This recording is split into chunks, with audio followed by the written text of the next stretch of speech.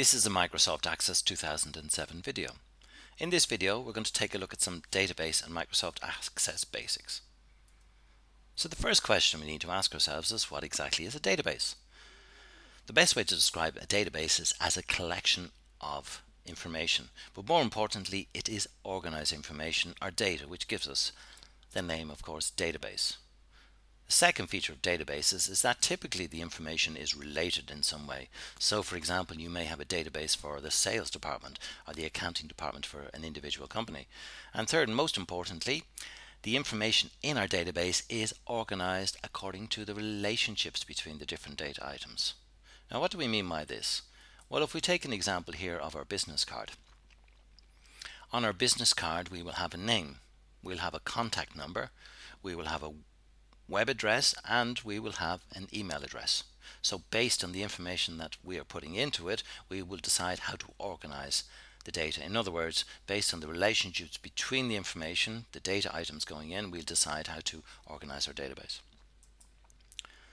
So as we've seen, the database is the fundamental element. Inside the database we have a number of other things. We have what are known as objects, and one of these typical objects is what's known as the database table. The database table, as you can see here from the graphic, is represented. We would define the database table as a collection of records.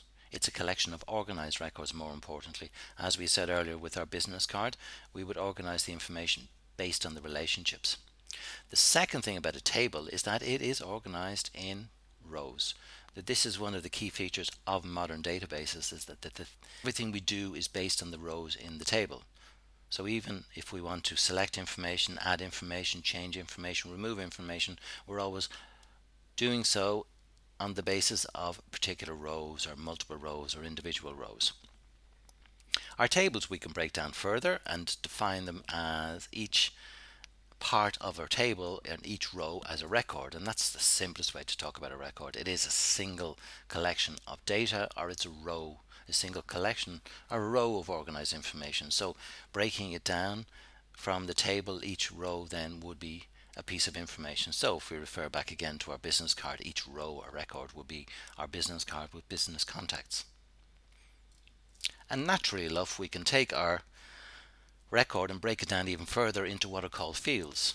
And fields are specific parts of a record, like for example the name, the email address. All of these things now are individual fields, are parts which make up the record. And here we have our final graphic to show us that the fields are part of the record, which are contained within the tables, which is an object inside the database itself.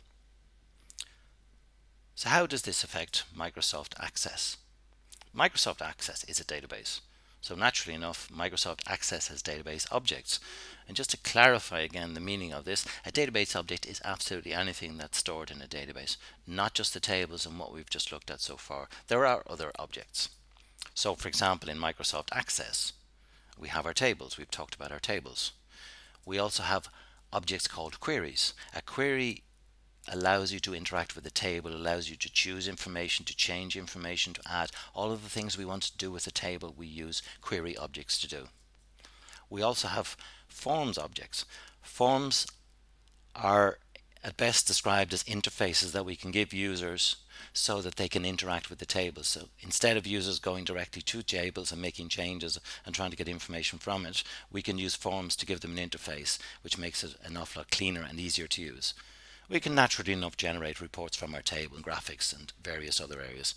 And then finally, one of the things you can do in Access is you can do some programming. We can use things like macros, which you may have seen before, and the modules, which are the programming elements. And with modules allows us to do an awful lot more with our forms and produce information from our tables.